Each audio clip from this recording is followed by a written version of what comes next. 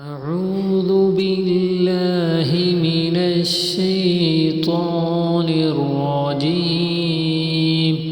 سورة القارعة مكية.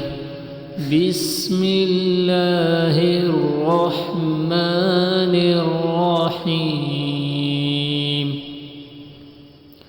القارعة ما القارعة وما أدراك ما القارعة يوم يكون الناس كالفراش المبثوث وتكون الجبال كالعهن المنفوش فأما من ثقلت موازينه فهو في عيشة راضية وأما من خفت موازينه فأمه هاوية وما أدراك ما هي نار